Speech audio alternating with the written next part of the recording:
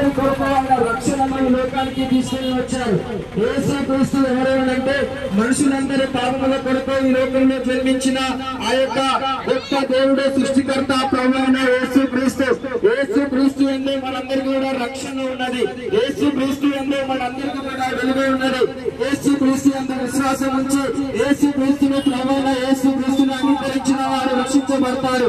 ప్రభువైన యేసుక్రీస్తు ఈ లోకానికి రక్షణ ఉన్నాడు. ప్రభువైన యేసుక్రీస్తు ఆయన ఈ లోకానికి వెలుగై ఉన్నాడు. మీ అందరికీ కూడా ఒక గొప్ప శుభవార్త ఏంటి అంటే మానవులందరి పాపముల కొరకు ప్రభువైన యేసుక్రీస్తు 2000 సంవత్సరాల క్రితం మానవుడిగా జన్మించాడు. యేసుక్రీస్తు యొక్క విశ్వాసం నుంచి యేసుక్రీస్తు యొక్క నమ్మక ఉంచిన వారి యొక్క ఆ యొక్క పాపములను తీసివేయడానికి ప్రభువైన యేసుక్రీస్తు ఈ రోజు సిద్ధంగా ఉన్నాడు. యేసుక్రీస్తు ఆయన మానవుడిగా జన్మించి మనందరి కొరకు ఆయన మరణించాడు. అనంతరం ఆయన మరణాన్ని గెలిచి మృత్యుం చేయడం, ఆయన మరణపు ముళ్ళును గెలిచి ఆయన 3వ రోజు తిరిగి లేచాడు.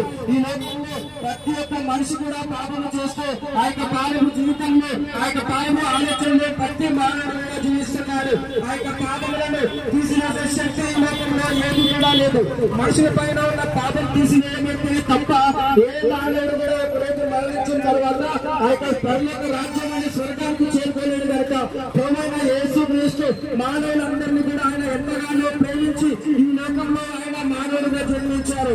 అనంతరం ప్రభువైన యేసుక్రీస్తు మానవులకు రక్షణ కోసం ఆయన ఈ శిలువలో రక్తం చిందించి ఆయన గొప్ప బలియాగం చేసి ఈ లోకంలో ఆయన శిలువ మరణ బలియాగం చేసి ఆయన మరణించారు. ఆ యొక్క శిలువ మరణం ద్వారా ఆ యొక్క శిలువ బలియాగం ద్వారా మానవుల పైన ఉన్న ఆ యొక్క పాపాలు కూడా తీసివేయబడతాయి. ఆ విధంగా మనుషుల పైన ఉన్న పాపం అనేది తొలగిపోతుంది. మీరందరూ అనుకోవచ్చు నేను ఏ పాపం చేయట్లేదు కదా, నాలో ఏ పాపము లేదని చెప్పి మీరందరూ అనుకోవచ్చు. కానీ మేము చూసినట్లయితే ఈ లోకంలో ప్రతి మానవుడు కూడా పాపములోనే పెడుతున్నాడు, పాపములోనే పెరుగుతున్నాడు.